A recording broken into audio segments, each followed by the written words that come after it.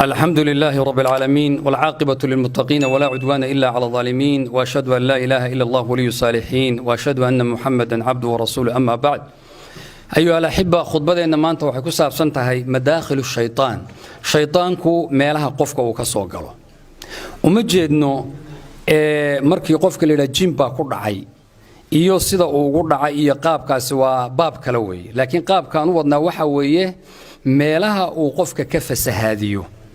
albaabada uu ruuxa intuu ka soo galo uu fasahaadiyo xaq iyo khayrka garamariyo waxa kamida tan ugu horeysaba waxa weeye jahliga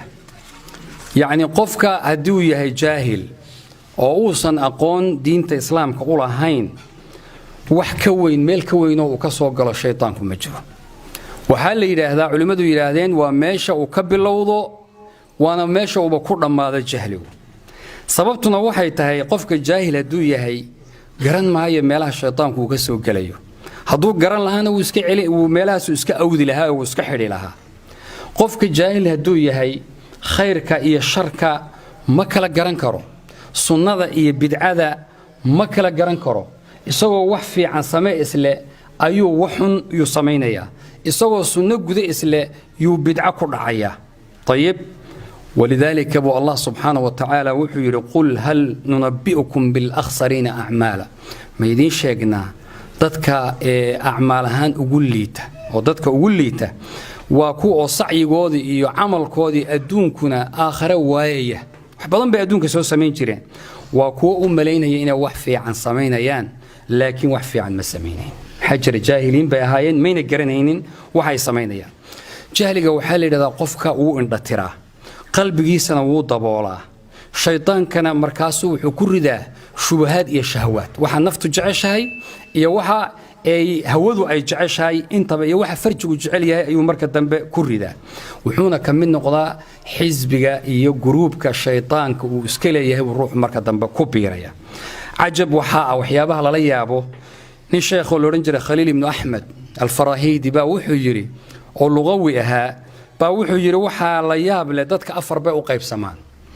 qof jaahila ma qof yadri qof waa qof wax garanaya wuuna og yahay inuu wax garanayo qofkaas wax ka qaata buu qofna wax waa yaqaana laakiin ma oga inuu yaqaano qofkaasina baraarujin ayuu u baahan yahay in lagu baraarujiyo qofka kale waxa weey ma garanayo shaygii wayadri annahu la yadri laakiin ma uu oga la yadri garan maayo wayadri annahu la yadri yani mana garanayo inuusan garanaynin ma oga marka qofkaasna hanuuniyo oo wax u sheega qofka kale la yadri wala yadri annahu la yadri yani wax ma oga mana oga inuusan ogayna ma oga qofkaasna waa jaahil wuxuu rafdiyo oo ka dheeraad ولذلك أبو يريني الشيخ يسونا أبو القاسم ليلادو ومن أعجب الأشياء أنك لا تدري وأنك لا تدري بأنك وحيابها لا يابك وحاكم إذا إن هذا وحي أقوني وذا جرنين إن هذا جرنين ما بجرنيس هذا قفك سكبر أرسي النفتيس ويا رحم الله امرأ عرف قدر النفس يعني قفك دو قدر الروح دو يسكرني ووحوي وحاكم إذا أيها الأحبة مالها وكسو قال الشيطان كودتك وحاكم إذا غضبك أو عرضه عرضو وحال أوران كرا إيدنا وقيبها وين أو روح الشيطان كنت كجلو وحق جرمريو ولذلك بقى وحال إذا الشيطان وكو عيارة مركو قفكو عريسية سعرته يريد كبده وعياران وكله طيب وحنجرا قفكو مركو عريسية هي عند الغضب ليجيسو كعيا طيب مركو كعنا الدخان باكدش وحوي قيق باكدش قيقاسو مجدئه كاسو مسكحده iyo fikirka iyo ku faafay jirkiisa dhan markaas waxa arkaysaa qofkii oo madoobaday oo isbedelay baad arkaysaa طيب آثارتيسا hadii la fiiriyo عند الغضب في الظاهر ka koraha hadaan fiirino ruux markuu cadhaysan yahay wada aragteen jirkiisu isbedelaya waxaana ka bixi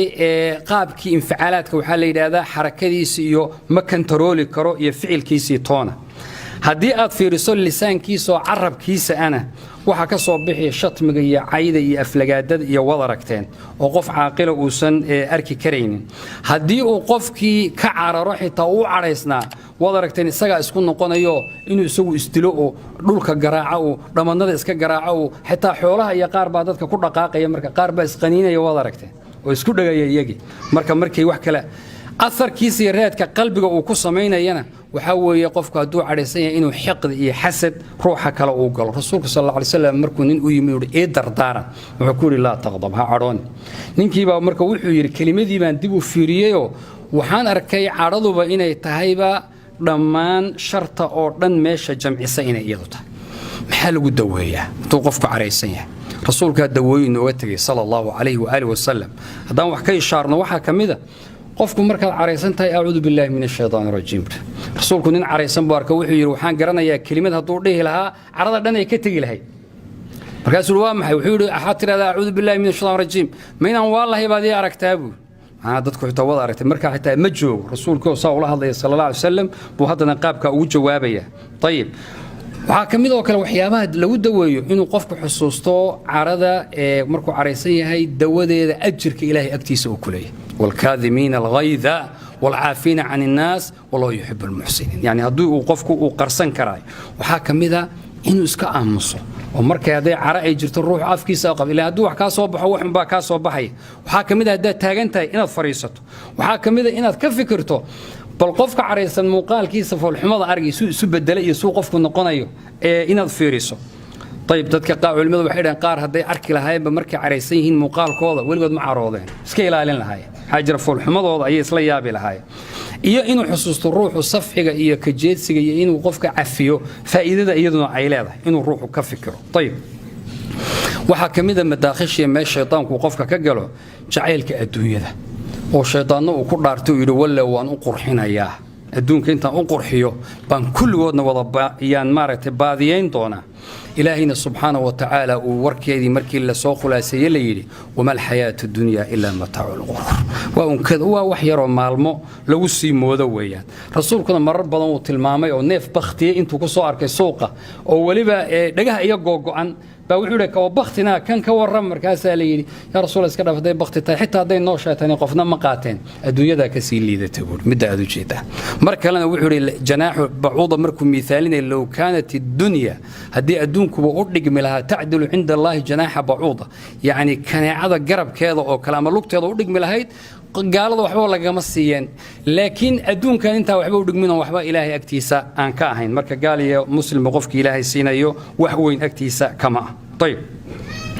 waxa kamida waxyaabaha shaytaanku meeshu qofka ka galo tuulul amal yidiila dheer wad noolaan kana dhisi kana sameyn magaala dejin madaxweynaad noqon fulaan baa sameyn halka inuu maarto qofku oo ka sii fikiro adoo 80 jir ama 90 jir inaad ku sii fikirayso adduunka oo ruuxu ku sii fikiray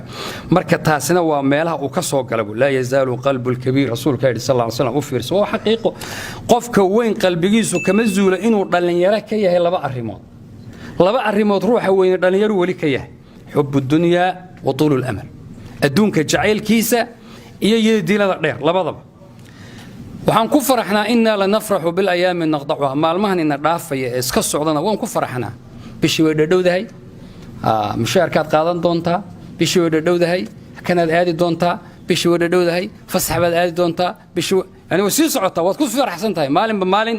laakiin ogow waxa aad cunaysaa waa cimrigaagi weeyaan maalin walba oo sii socdaay cimrigaagi waa kullu yawmin madaa yudni min al-ajri geerida ayuu ku sii dhaweynaya hadaba inaad intaada dhiman qof walba u shaqayso fa'mal li nafsika qabla al-maut mujtahidan fa inma ar-ribhu wal khusran fi al-amali taasa la raba inuu ruuxu u sii shaqayso xirsiga ayaa kamida iyo dadaalka adduunyada lagu hayo oo qofku ku dadaalayo rasuulkuna wuxuu sallallahu alayhi wasallam ma dhiba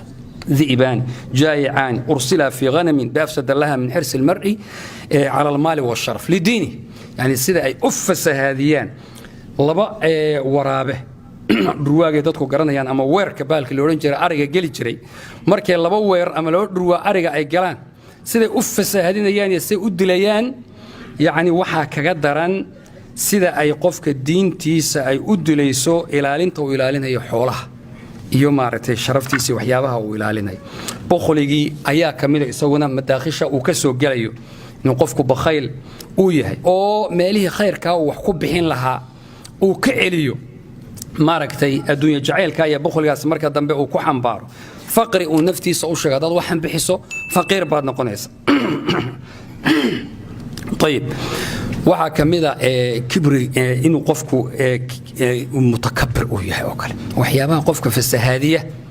oo madaakhisha shaytaan ka soo galo inaad u aragto dad kale inay ka yar yihiin oo sigaar ay kulluhum ay yihiin ciyaalun cindaka ay yihiin oo adigu asla tahay khabiirkii aad tahay oo tahay maaragtay mutacallimkii oo fulaankii aad tahay wax walba adigu aad maaragtay caaqil aad soo aragto rasuulkuna wuxuu yiri sallallahu alayhi wasallam al-kibru batarul haqqi wa ghamtun nas wala fiirso kibru waxa la yiraahdaa bataru haqq oo la iska kibriyo oo la iska weyneeyo iyo dadka kale oo la xaqiro تاسا ليدا أما مركل وحي رسولك لا يدخل الجنة من كان في قلبه مثقال ذرة من كبر يعني قفكي وكجرب قلبه سوحير مثقال ذرة وكبر جنة مقع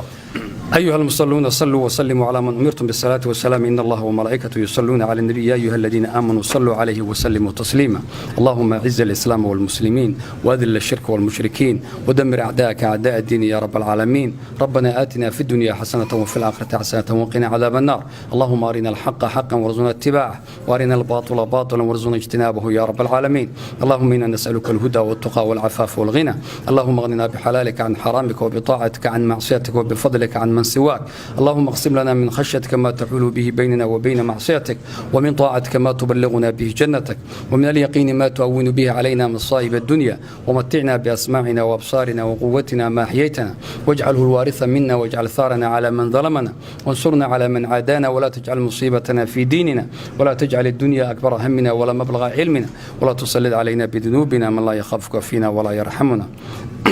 واقم الصلاة